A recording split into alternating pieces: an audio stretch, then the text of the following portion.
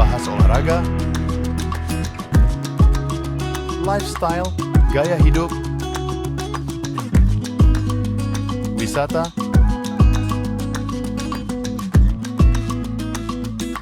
budaya,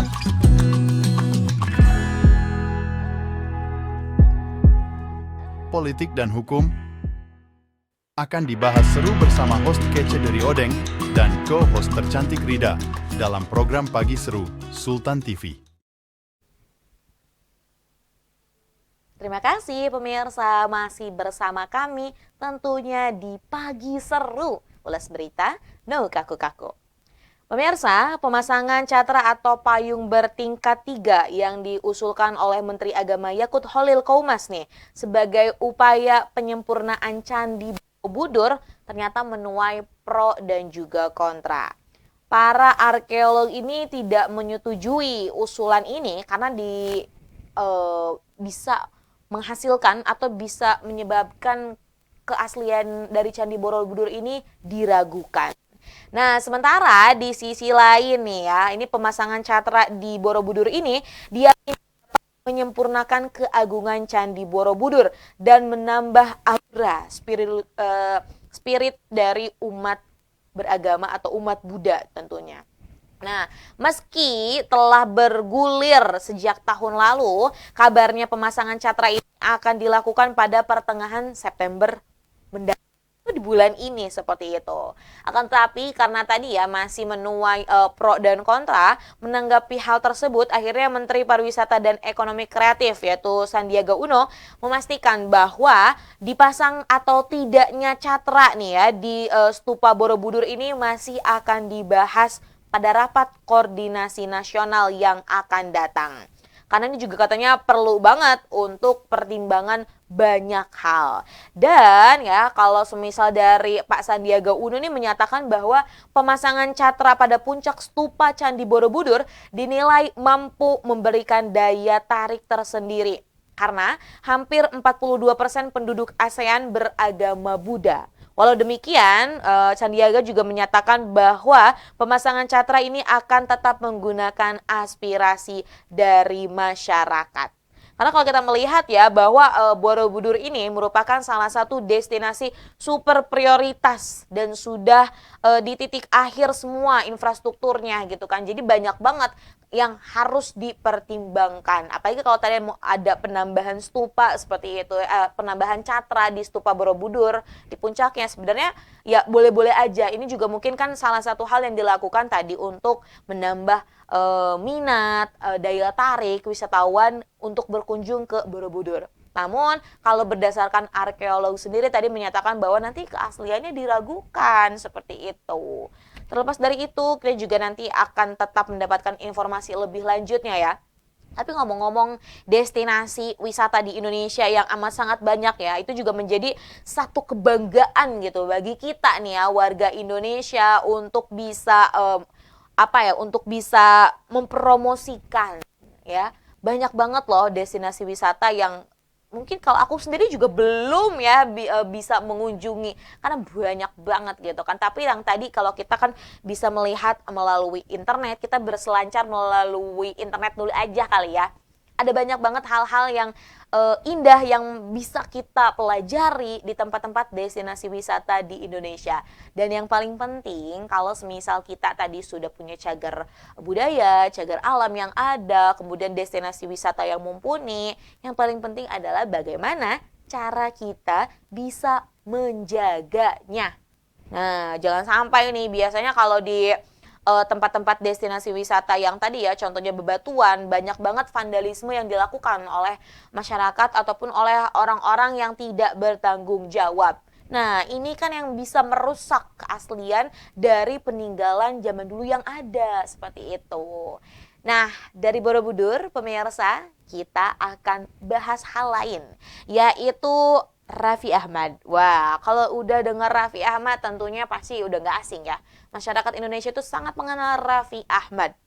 Namun menariknya ini berita Raffi Ahmad ini bukan dari keluarganya, bukan dari mungkin pekerjaan sebagai selebritinya.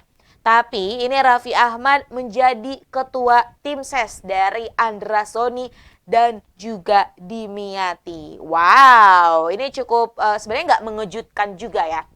Karena kalau kita lihat track record Raffi Ahmad di politik tahun 2024 ini benar-benar jor-joran di partainya, mungkin bukan di partainya tapi di koalisi Indonesia Maju ya. Ini salah satu yang didapuk yaitu Pak Prabowo.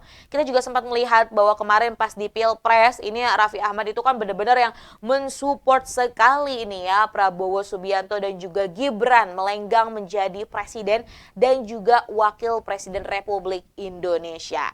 Nah, artis Raffi Ahmad ini resmi menjadi ketua tim pemenangan pasangan bakal calon gubernur Andra Soni dan juga Dimyati dan sudah dikukuhkan ya. Dan ini katanya bukan hanya Raffi Ahmad aja, tapi banyak banget tokoh-tokoh agama dan juga tokoh masyarakat Banten yang akan digaet oleh pasangan Andra Soni dan juga Dimyati. Wow, ini menarik banget karena kalau kita melihat juga di Banten sendiri ada dua pasangan nih yang akan bertarung di pemilihan Gubernur Banten November mendatang. Ada Airin dan juga ada Sumardi dan ada Andra Soni bersama Dimyati. Kita akan melihat nih ya, panas-panasnya akan seperti apa. Tapi kalau menariknya ya pemirsa, sekarang nih gitu banyak banget artis-artis yang turun gitu kan ke dalam dunia politik yang akhirnya ini juga menambah keriuhan dan keramaian dari dinamika politik yang ada. Seperti yang kita tahu bahwa namanya artis ya, dia juga udah punya nama lah, udah punya banyak fans-fans. Ada banyak juga nih kadang yang menggunakan taktik menggait artis untuk mendapatkan suara masyarakat. Karena tadi namanya masyarakat mungkin ada beberapa yang awam tidak tahu nih ya terkait bagaimana edukasi politik yang akhirnya tidak benar-benar menjajaki bagaimana latar belakang dari salah satunya semisal calon pemimpin yang ada. Akhirnya taunya artis aja gitu. Wah, ini sering ada di TV. Ketika kita buka surat suara, wow ini ada di TV, ini aja yang dipilih. Wah, ternyata ini juga menjadi salah satu power yang digunakan oleh partai-partai politik dengan menggayat artis-artis ibu kota. Udah bukan ibu kota, tapi artis-artis DKI Jakarta yang emang udah terkenal banget seperti itu.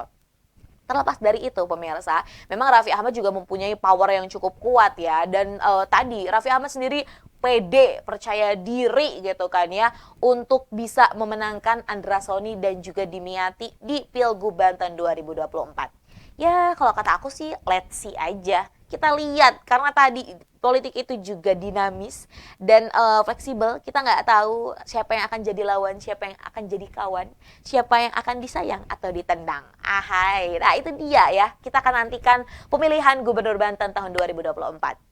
Pemirsa, berita dari Raffi Ahmad yang menjadi tim ses Andra Soni dan juga Dimyati sekaligus menutup perjumpaan kita di pagi hari ini. Terima kasih loh pemirsa, terus menyaksikan program Pagi Seru di mana kita mengulas berita no kako-kako. Maka dari itu pemirsa terus saksikan program-program Sultan TV yang pemirsa dapat saksikan di kanal YouTube Sultan TV, kemudian juga di media sosial Sultan TV, serta berita-berita yang pemirsa dapat baca di website Sultan TV. Nah, kita akan ketemu di pekan depan ya, karena Pagi Seru ini selalu hadir pada hari Senin hingga Kamis pukul 10.00 waktu Indonesia Barat.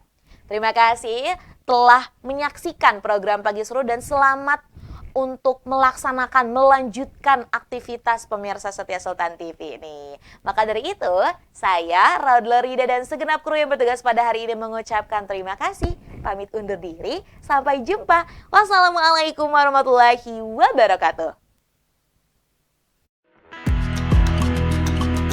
Membahas olahraga, lifestyle, gaya hidup, wisata,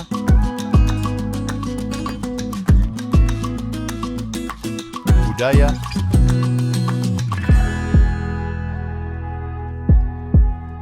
politik dan hukum akan dibahas seru bersama host kece dari Odeng dan co-host tercantik Rida dalam program Pagi Seru Sultan TV.